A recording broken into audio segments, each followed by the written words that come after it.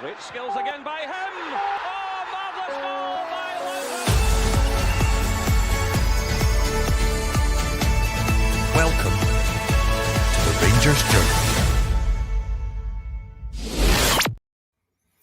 Good evening, ladies and gentlemen. Welcome to the Rangers Journal. My name is Doug, and we are following on a post-match for a nice 5-0 comfortable victory in the Scottish Cup against Annan, a game that panned out pretty much as myself and Billy, who's joining me again, who was also on the pre-show, we sort of said it was a bit of a Frankenstein 11, and they played a bit like a Frankenstein 11, but settled into the game, and ultimately it was a pretty comfortable victory all in.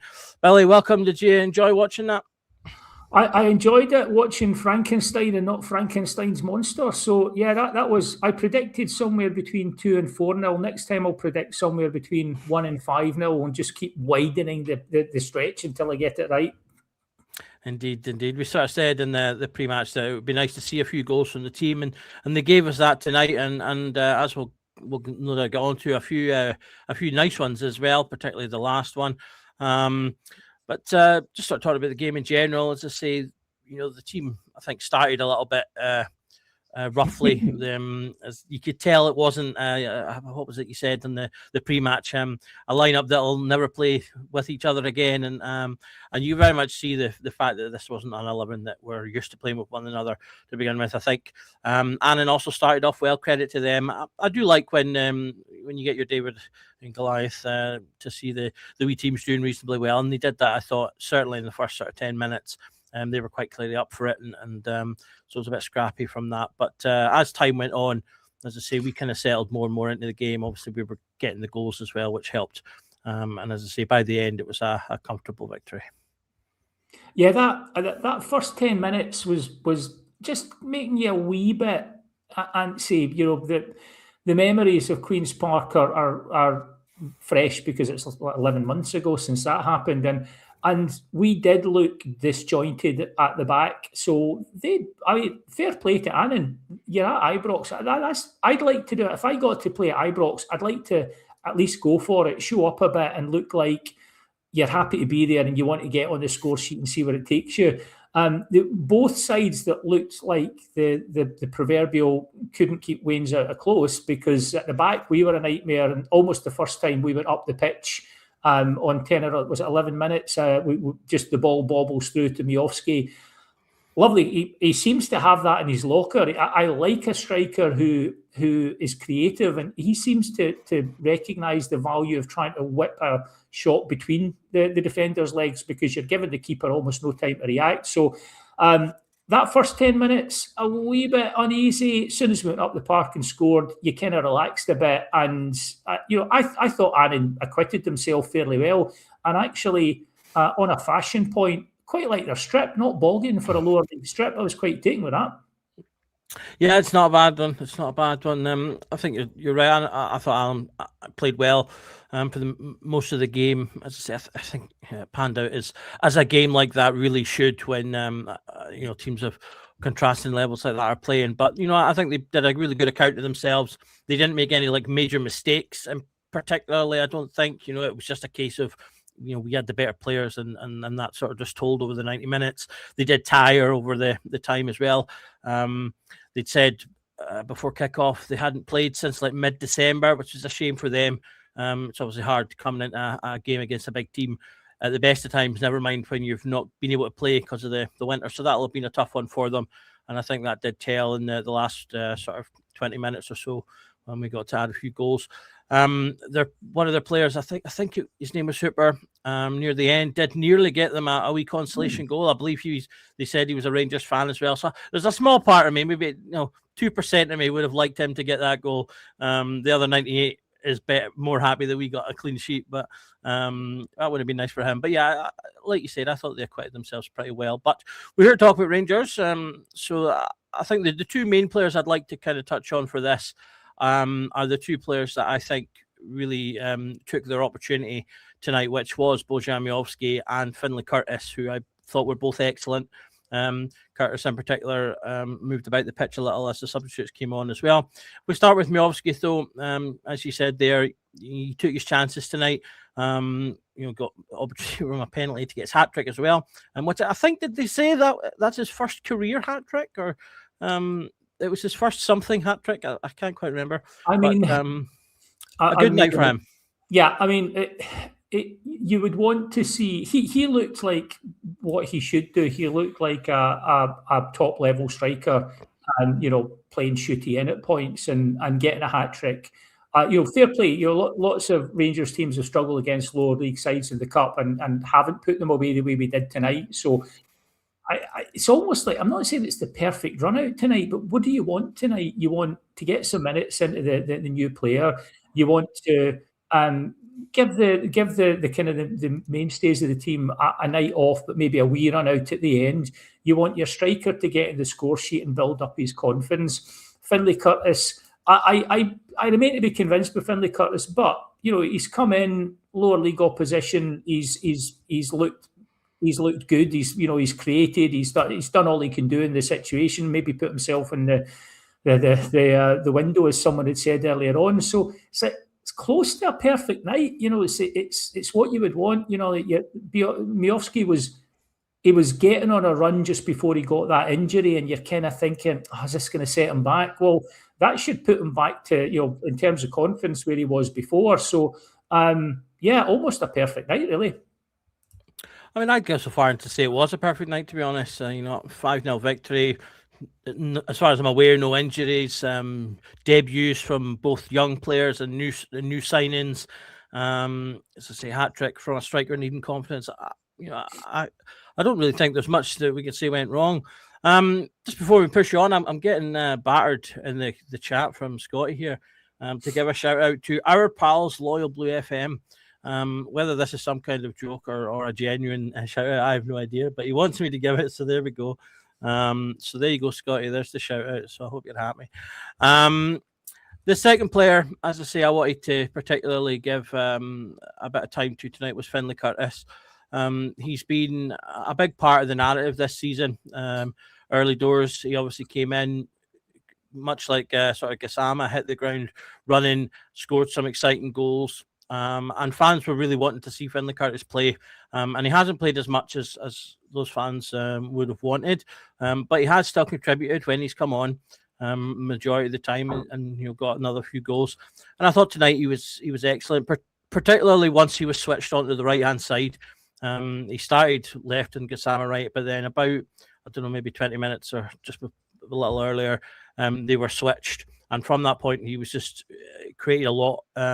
Almost got on the score sheet himself, hit the crossbar with a nice little dink. And then even in the second half, when he was a little bit quieter, when he was switched to left back as the substitutes were made, but still got forward, still got a few crosses in. And just overall, I thought he put in a really good performance. And if he could get, out to a team like a Kilmarnock, say, where he could be playing week in, week out, and in particular, if it is, say, a Kilmarnock who I think are likely to finish bottom half of the league, and therefore he's going to be playing against the teams that are maybe that little bit not quite on the top level, I think he could go on and have more performances like that and really, really sort of build and hopefully come back to us with a few more strings to his bow. I mean, it's a wee bit of a shame for him that it's happened, against Annan. But I've got to be honest, I'm on the fence about Finlay Curtis because he clearly can finish, which that suggests a good technical level and good mentality. Because coming into the Rangers side, and when you get chances, and a lot of them have not been tap-ins, the goals that he scored, he's clearly got a good mentality. My issue has been a little bit like, not exactly the same, but a little bit like what we had with Bailey Rice.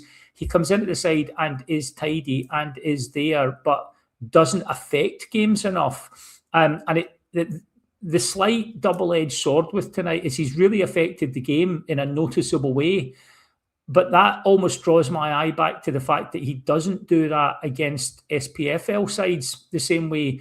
And I think you're right, Doug. I think what we need to see him do is maybe go to a Kilmarnock or somewhere where we can find out, can he develop that, not quite main man mentality, but can he actually go somewhere where he can actually come out of the shadow of the other players. He can develop a little bit, maybe more as a key figure for a SPFL side, because at the moment, when I see him come into the side, he's fine and he gives you a goal threat. But I don't find myself going, throw him on, that's going to make the difference. Whereas today, if he could put in performances like that or deliveries like that on a regular basis, then you've got a player you can develop. And I'm not expecting him to be a world beat. I'm not for binning youth players, 6 months in and they haven't shown anything. But he needs to start showing progress. And I'm not sure he's going to do that with us this season. Question again is, does Danny Rule think he could be a decent squad player in the second half of the season? Because it might be better for Finlay Curtis's career to go somewhere for the second 6 months, but this is all about our league challenge. If Danny Rule wants him in, then he stays. My suspicion is he might go out on loan. But interesting, after tonight, he's done himself no harm. He's done all he can do in the game, so fair play. Absolutely. Hopefully, as I say, we'll see him continue to develop. Conversely, as I say, those two players were players that did really well. There's two players I kind of want to touch on that I think didn't. One of which mentioned in a comment here from GH85. He's put hot take, but Curtis offers far more than Gassama. Certainly not a hot take on tonight's performance, but touching on JD Gassama, this is a game that I want to see a player like Gassama doing basically what Curtis did and grabbing hold of things and showing, look, I'm a good player and this is a level of opposition I should be able to excel against. And for me, one thing that's becoming particularly frustrating for me about Gassama is how easily he's pushed off the ball. There was one foul in the first half where he just sort of, the Annan player gets near him and to me, he just kind of fell over. And it's something that if he doesn't improve in that, I don't think he's going to get very far in Scottish football. He's clearly a talented player because, he's probably still our most dynamic attacker alongside Mikey Moore in terms of, his speed, ability to move the ball. But the other thing that I think he's lacking in is his output and his final ball. He can be hesitant. He can pick the wrong pass or shoot when he should pass. And the more the season's going on, the more, as I say, I get kind of worried because I think that, for example, I think Matondo came on and was every bit as good as Gassama had been for the time that Gassama had been on. Obviously Matondo ultimately won a penalty as well. So to me, impacted the game more in that respect. I'm not one that thinks, and I'm drifting away from Gassama here, but I'm not one that thinks that Matondo's a terrible player. I actually think Matondo's a decent enough player. He's just been injured constantly. But going back to Gassama, are you disappointed that he didn't, offer more in terms of maybe goals or assists, or do you think he'll be fine? It'd be fascinating to know what's going on there because he did come into the side at the start of the season and look like what we'd been told, like at his previous club, the fans there, what we'd been told we were getting a bit of a gem, like underpriced and dynamic, and he was going to be some player for us. And he came in and was kind of the bright spot for the first few months of the season. And it'd be really interesting to know what's going on there. Is it confidence? Is it teams working him out? He's got a couple of moves he relies on quite a lot in terms of cutting in and like trying to bend that shot in. Very few players in this team haven't improved under Danny Rule. He seems like a coach who is paying attention to individual players and trying to improve their game, which is what you want, but you don't always get with Rangers managers. So it would be fascinating to know what's going on with him because he does seem like he does seem, if he's not scoring, to not offer so much. And I do remember when we were doing the pods at the start of the season and we were looking at Gassama and Ant-Man, and one of the things, I think it was one of your legendary slides actually, Doug, that went up, and it was showing like his assists and goals, and Ant-Man was very heavily Mr. Assist and not many goals, and Gassama was very much a good amount of goals and maybe like a surprisingly single figure number of assists, I think. And I remember us talking about thinking, well, if we can add to these skills, if you can take someone who's got one and add the other, then again, if you've got someone who's got to that age and their strength is in one area and they still haven't added the other, is this what we're seeing with Gassama? Is he just a guy who offers a goal threat and doesn't make the right delivery or the right decision when he gets into position to offer an assist?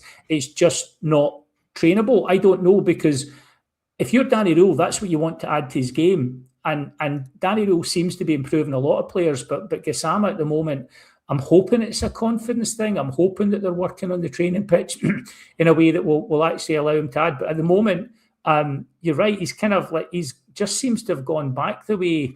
And, maybe he's one of these guys that just doesn't maintain it across a whole season. Maybe he's going to do, like some players have tended to do, like a Kyle Lafferty, where you come into spring and suddenly he turns into a world beater for 3 months. But at the moment, it's a worry, because he's someone I don't think we're keen to sell, and the manager is keen not to sell unless it's a big offer.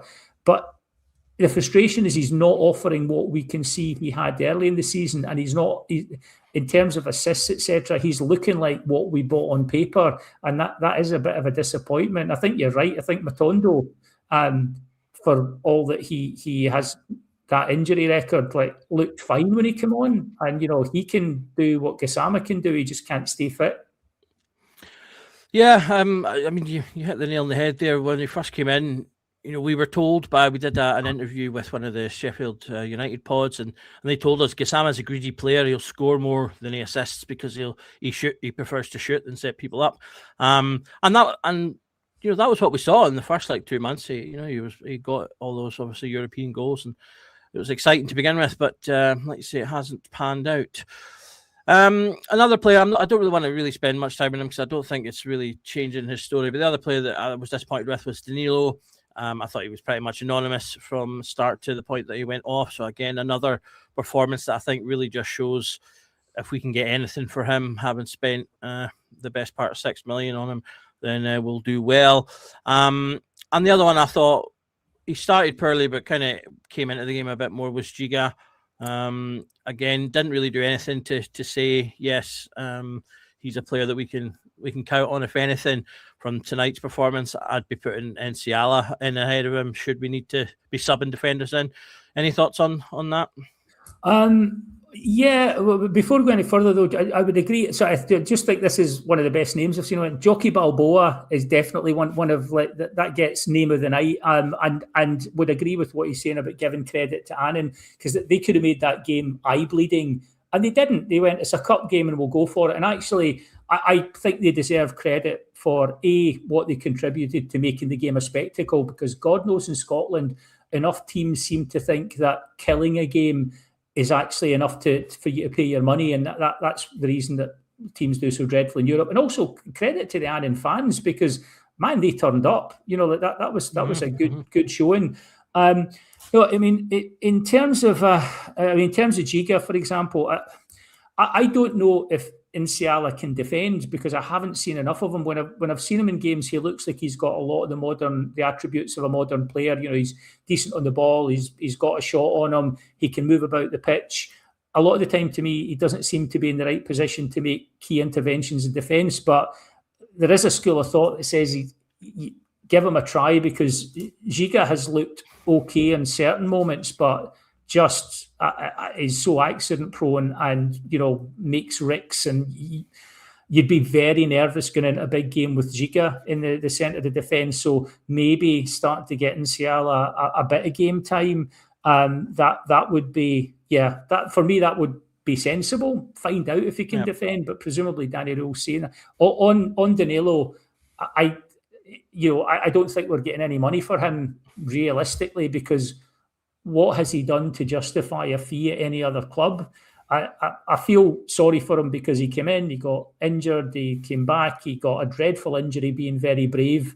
But the word you used, actually, Doug, that hit it exactly, is anonymous. The number of times that he comes on, and if he hasn't scored a goal, anonymous is it. Occasionally he'll find a pocket of space and he'll slip in a really nice pass, but he just doesn't get involved in the game physically. He doesn't seem to, whether it's the pace, whether it's moving about the pitch or the physicality, he just doesn't seem to affect games. And I feel sorry for him, because I think technically he's a a good finisher, but I think he probably needs to go to another league and down a step to have any sort of career, because at the moment, I'm not saying he looks finished, but he just doesn't look like he has anything to offer this Rangers side. Yeah, absolutely. I have to agree with that. You touched on players improving under Danny Rowe. I think one of those in the last month or two that has shown that has been Tello Asgard, and he came on to play well and scored what can only be described as an absolute peach of a free kick, decent distance out, and he just whips it right into the top corner. Some of your best keepers in the world would have had a difficulty reaching that one, and it's good to see him. He's maybe not affecting games in the totality of the match as much as, say, a Mikey Moore has been. But that's what, 4, 5, 6 goals in his last almost as many games. So he is contributing and getting, as I say, starting to show something from him. And if we can, I think, get him to affect the wider game a little bit more as well, he could be coming on to finally being that player we hoped he was when we signed him. I still got reservations because his highlight reel is going to be something else. The goals he scored are something to behold. And that free kick, it went into the corner of the side netting, and from dropping above the bar. Arguably, it's touch and go whether that's a better free kick than the one Tav scored in the 55 season at Tannadice, I think it was, where it's about 35 yards out. So you look at that and the insouciance he did it with, he's just standing there like it's a training game and then just knocks it in. That said, about a minute before that, he takes the ball first time about 6 yards out. And I bear with me because it's a tortured metaphor here, but I was like over in Copenhagen one time, and they have these swan boats that you can hire, and they're just like big boats in the shape of a fiberglass swan. You pedal in them.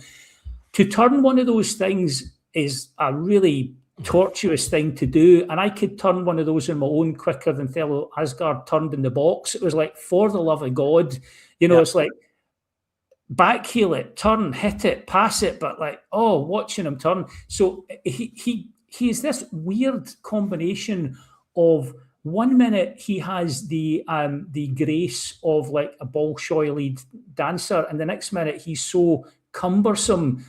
He just looks like, like he's playing in a farmers league. What a strange combination of a footballer. And I hope Danny Rowe can unlock the best of him, because otherwise he is going to be, for want of a better term, that hackneyed enigma that we have in football, where at his best he's world class in flashes, but he doesn't do it often enough. So for tonight, let's just enjoy the free kick and try not to remember that really, really just horrible couple of seconds of him trying to turn round with the ball. What do you think, Doug? Are you optimistic about him going forward, or do you have the similar reservations? I think it's right to be to not get carried away. I think, obviously, let's say he is improving, and that's a benefit. So we've seen a number of players, as you said, in the pre-match improve under Danny Rowe, and I'm also a believer that players improve with better players around them. So hopefully, if the overall team can improve as we bring in new signings, then that can benefit him as well. But goals win games, and games win titles. So if he's starting to score goals regularly, that will be a big that will go a long way to helping us achieve our goals. So that's a positive. And as I say, if we could just get a little bit more out of him in terms of the overall game, he could, as I say, become a decent player.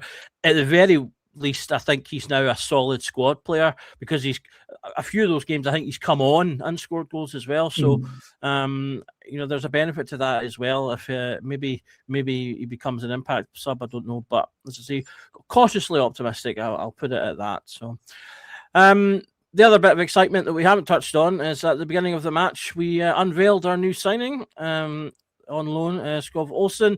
So that was a nice surprise. The club just sort of pulled out the bag there. They had the 3 new signings all together. For a wee photo, I noticed that's now the banner on their X as well.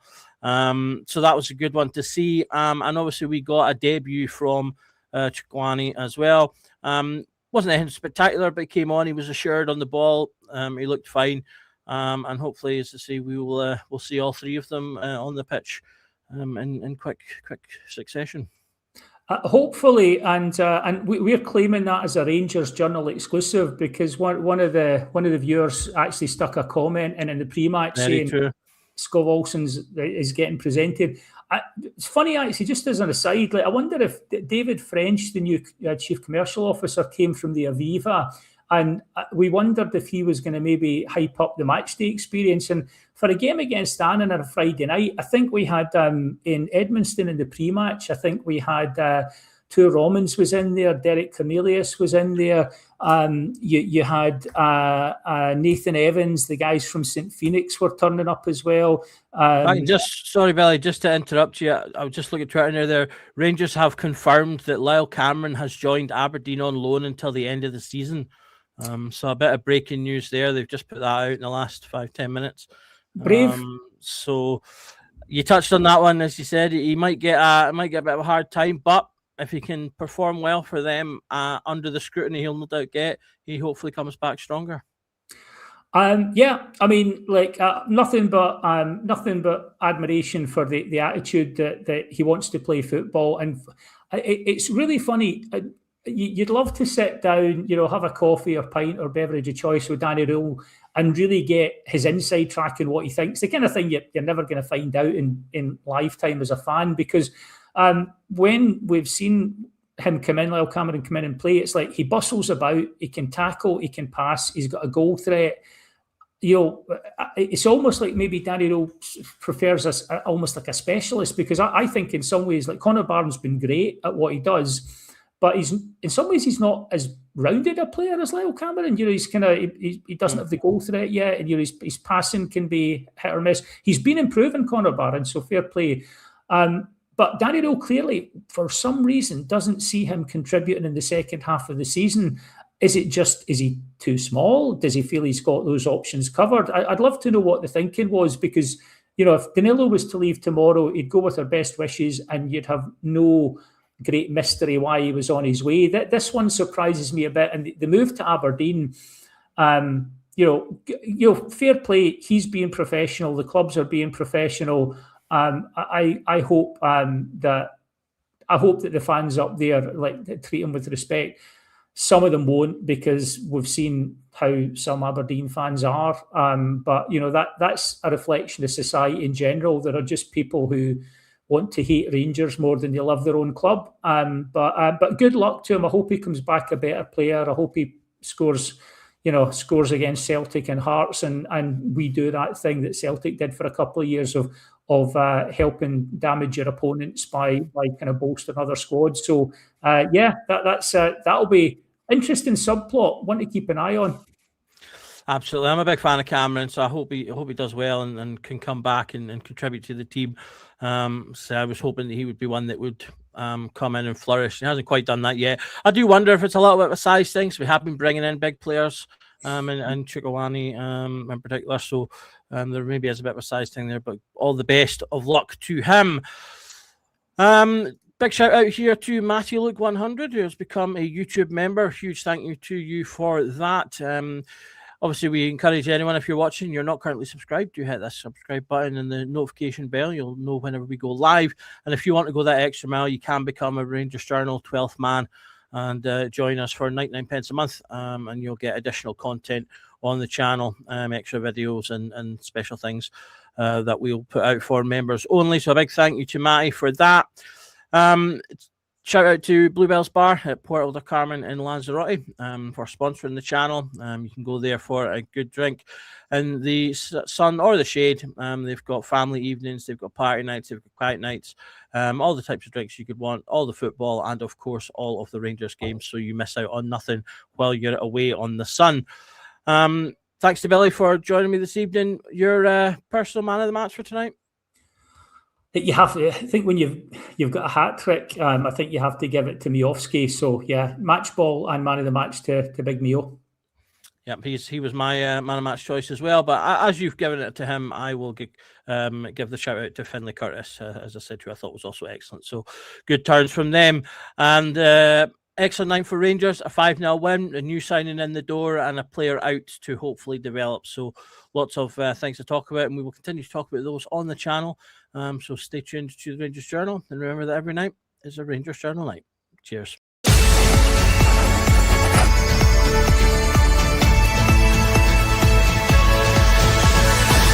Every night is the Rangers Journal night.